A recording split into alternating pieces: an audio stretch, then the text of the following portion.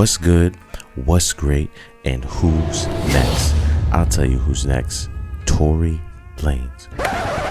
Shit. Really? Who else? But before we do anything, like, subscribe the video before we get into any other content. You might know Tory Lanez as a singer. Singing is one of the most important components to me. So, like, yeah, that's kind of how it all started. A ghostwriter, a rapper, an audio engineer, or just a person that picks really good beat placements. I'm pretty sure he's done a lot of executive producing for a lot of people. And also some of the people that he's ghostwritten for are people like Alicia Keys, Miguel, Meek Mill, and even G-Eazy. So people from late even to early, he's been able to basically take his sound that, you know, he's customized himself. I taught myself how to sing. I sucked at singing before. I taught myself how to sing. When a video guy wouldn't shoot my videos, I taught myself how to shoot. I taught myself how to edit. When a producer wouldn't produce my music, I taught myself how to produce on Fruity Loops. When they wouldn't record me, I bought Pro Tools and learned it myself. So when they told me I'm not gonna get the role for these Will Smith movies and these da-da-da-das, I'm going to do it myself. Tory Lanez got a lot of his notoriety around 2015, 2016, when he was kind of feuding with Drake. Not Drake's little brother, I never had. Now Drake, I get compared to you on a daily basis, and it's an honor. I like your music, but I got 10 G's here that says you will love mine. And if for any reason you don't like my music, 10 G's is yours. And just dropping really good singles. He had the Chicks tapes, and a lot of the songs that he was doing was basically mashing up old classics, old classic R&B records, and forming it with his, you know, new up-tempo sound. And for a large part, a lot of people enjoyed it, and it was something that, you know, Twitter, Black Twitter, as well as a big part of social media was focusing on. Come on! Understand! Look into it! Do your research, nigga! This is revolutionary, nigga! This is history in the fucking making! The Matrix is forming their defense. Their little initiates are now stepping up to keep this illusion elusive. Hey, I just bought a car for Tory Lanez. I got a gift for your album release, homie.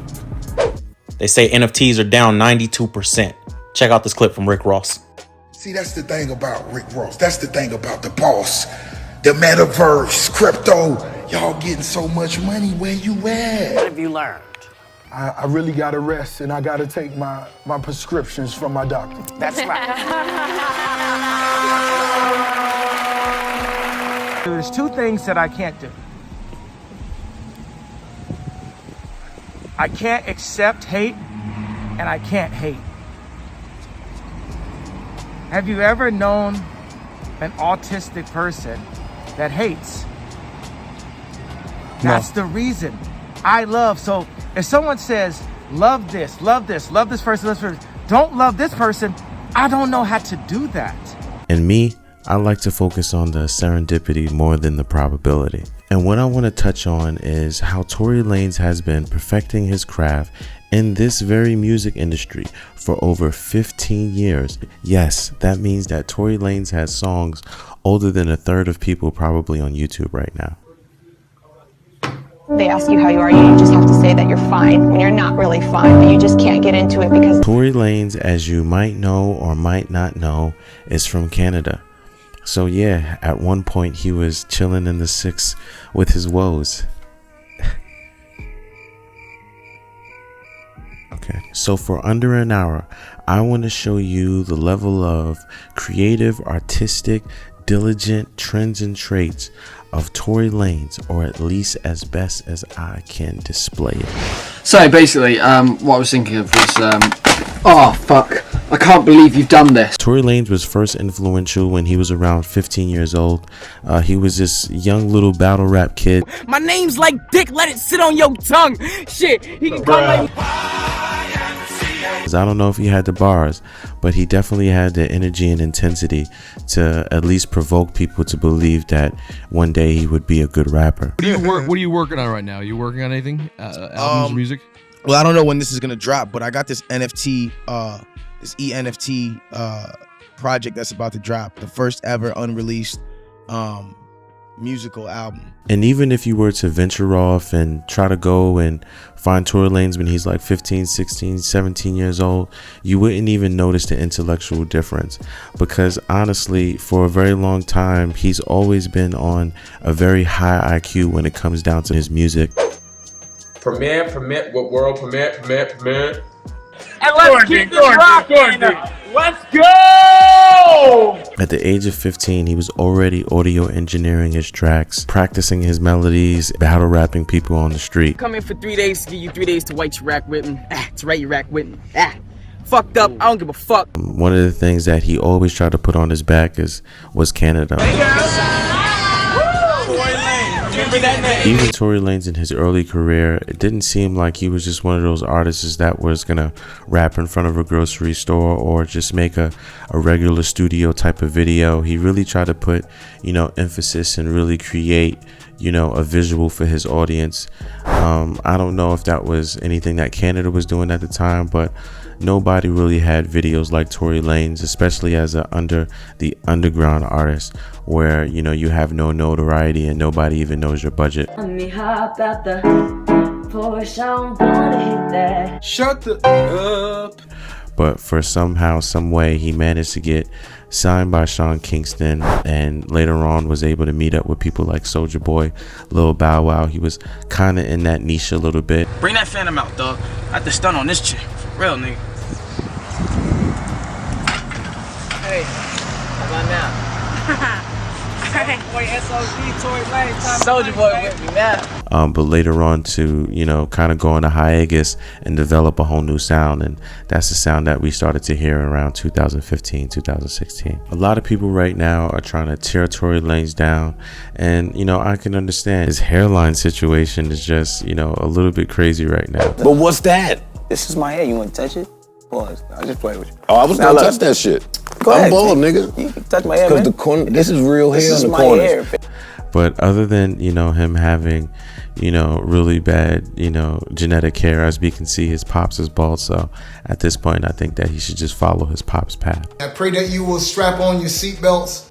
But other than that, Tory Lanez is been in the industry for so long, and it's so sad to kind of see him go through this controversy, because when you look through a few of these clips, you'll see that Tory Lanez has been molding his craft for a very long time. So for him to get up to this point, it's kind of crazy. It's that moment when a label comes to sign you that you're usually really popping. You're popping enough that people are looking at you and they're probably starting to kind of pay you for things, and they get you at that point. And usually artists sign for 4 to 5 albums. And when you sign for those 4 to 5 albums, by the 3rd album, we don't want to really hear you no more, because we heard everything that you got to give.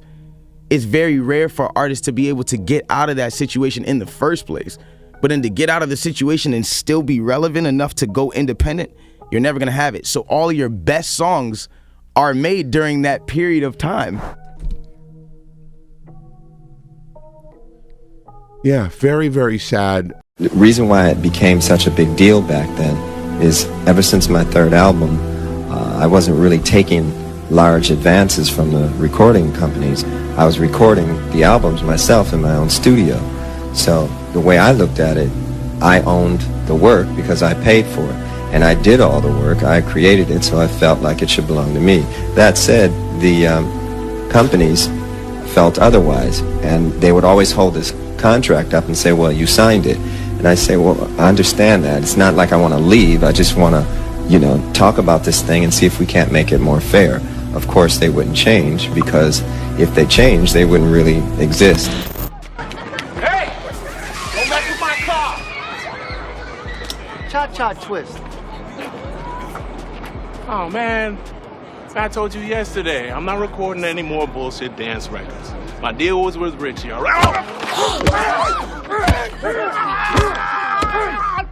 Get up! Get him up. Right there. There. Fuck. Now you listen. I own your contract, you fucking shine. You understand? You sing for me, or you don't sing at all. You got that? You got that? Say it! Say understand! I understand. That year, what was that, 2000? That was 21. It was 20 or 21, 2020. 2020. It was the end of 2020. I signed probably the biggest deal that year, like as far as just distribution and on a distribution independent arm. Like shit that no one's seen. My shit was $18.7 million that I signed for 22 months of distribution. Not of major label obligations, of distribution. I don't need to play this game with y'all. I told y'all, $1 for the NFTs, right? I sold these shits to my fans for $1.